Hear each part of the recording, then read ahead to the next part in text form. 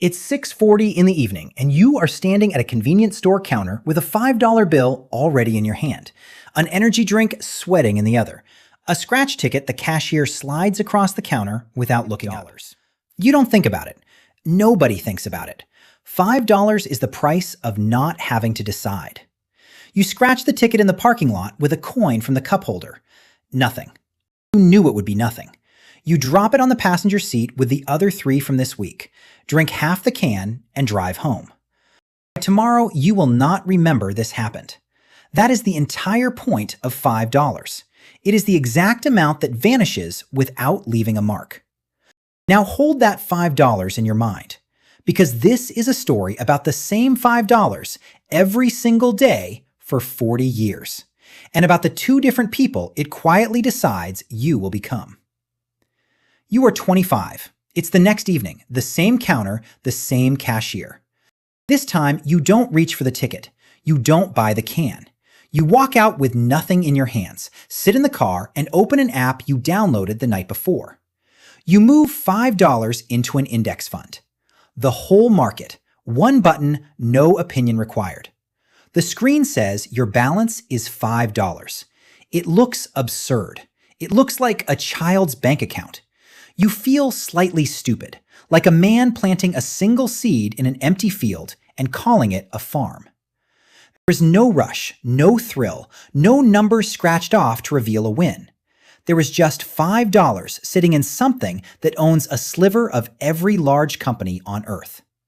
You do it again the next day, and the next. You set it to happen on its own so you never have to feel the decision. So the $5 leaves before you can spend it on something with a wrapper. $152 a month leaves your account towards something you cannot touch. You barely notice it's gone. That was always the strange part about the $5. It disappeared either way. You just changed where. You are 26. A full year has passed. The balance reads about $1,900.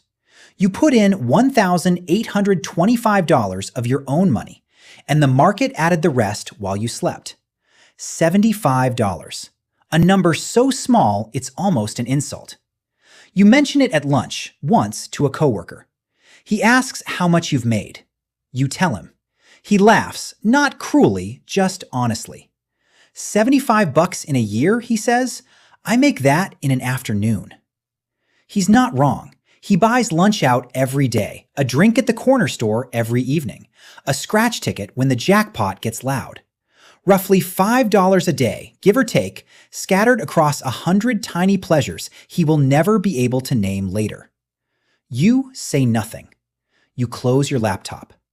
The difference between you and him this year is $75 and a habit nobody can see. The $75 is not the part that matters. The habit is.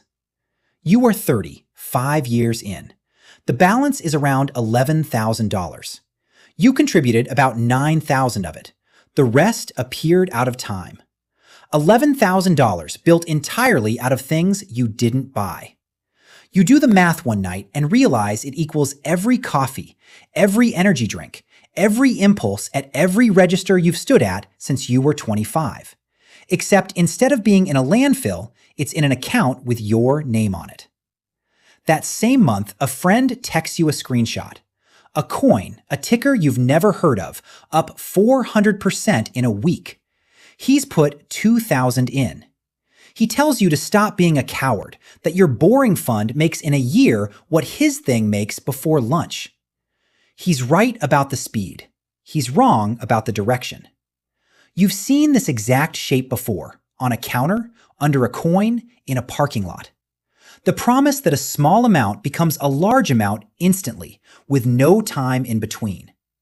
That promise has a name where you grew up, and the name is a scratch ticket. You text back that you'll pass.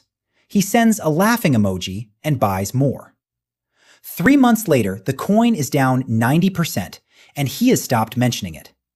You keep doing the most boring thing a person can do with money. You keep being early to bed and slow to rich. You are 35, 10 years. The balance is roughly $27,800. You have put in 18,000 of your own dollars. The market has handed you almost 10,000 more for the crime of not flinching. Then the year goes bad. The whole market drops. Headlines use the word crash. Your balance falls by a third in a few weeks. More money lost on paper than you earned all year at your job. Your friend who sold everything at the bottom of the last one tells you he saw it coming, that he's in cash now, safe. You don't sell, but it's softer than that, quieter than a decision. You simply don't open the app. You let the number fall and you keep the $152 going out the door every month, buying the same fund while it's cheaper than it's been in years. You are not brave. You are just bored enough to do nothing, and doing nothing turns out to be the rarest skill in finance. By the time everyone agrees it's safe to come back in, your boring habit already bought the bottom nobody could see. You are 40, 15 years. The market came back the way it always has so far, and the balance is around $52,600. You have put in about $27,000 of your. For the first time in your life, the account holds more money than you ever fed it. Read that twice, because it's the moment the whole thing changes character. Up to now, you were pushing a stone uphill, $5 at a time, and the hill barely moved. Now the stone is rolling on its own, and your only job is to not stand in front of it. A coworker gets laid off that spring. He has nothing behind him, no cushion, nothing between him and the first missed paycheck but the next one. You have a number you've never touched and never planned to touch, sitting quietly in the background. And for the first time, you understand the $5 was never only about some far-off retirement. It was always also a wall between you and the version of a bad year that ends in panic. You don't tell him about it. You buy his lunch and say nothing. You are 45, 20 years. The balance is about $89,000. You have contributed $36,000 across 2 decades, 5 at a time, and the account has more than doubled it on its own.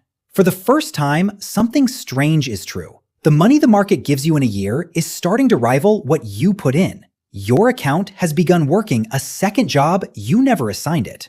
You go to a reunion that summer. Someone pulls up in a car that costs more than you make in a year, leased. Someone else talks loudly about a watch. You drive the same paid-off car you've had for 8 years, the one that owes you nothing.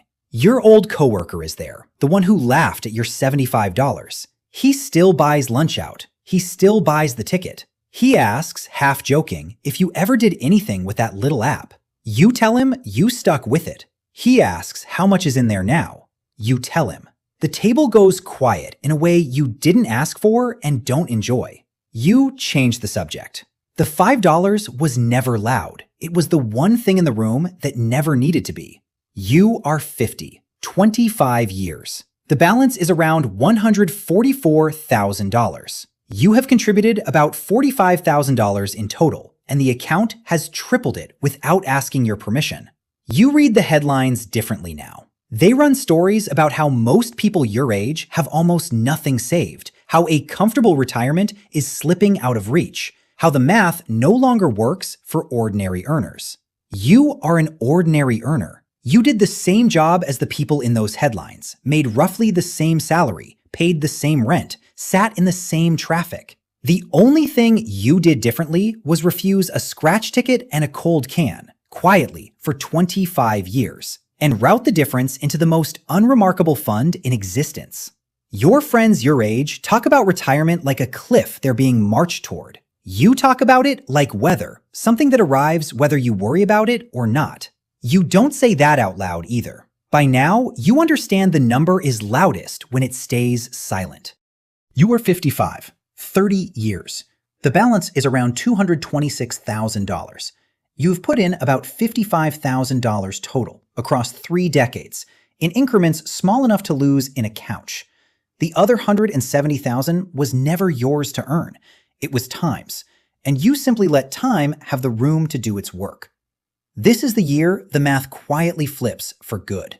The account now grows more in a strong year from its own size than you could add by hand if you doubled your contributions. You have become a passenger to your own balance. The thing you built is now bigger than the building of it. You don't talk about the number. Not to your kids, not to your coworkers, not to the friend who once told you to stop being a coward. The number lives in a place no one looks, which is exactly where it grew. You were 65, 40 years from the evening you didn't buy the scratch ticket. The balance is about $531,000. Sit with the breakdown, because it's the whole story in 3 figures. Of that $500,000, the amount you actually contributed, $5 at a time, every day for 4 decades, is $73,000. The other $458,000 is growth.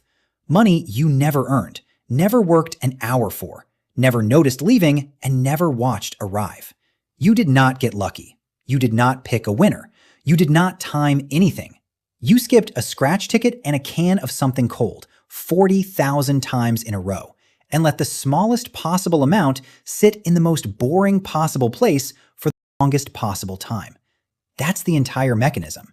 There is no second secret. No version of this where someone hands you the $458,000 faster. The slowness was the price, and almost nobody is willing to pay in a currency that takes 40 years to clear. Your old coworker retires the same year you do. Same job, same salary the whole way. Decent man, never missed a shift. He spent his $5 a day on 1,000 small comforts he enjoyed in the moment and cannot point to now. Over 40 years, his version of the $5 also added up to $73,000. The exact same money. He drank it, scratched it, ate it, tossed it on the passenger seat.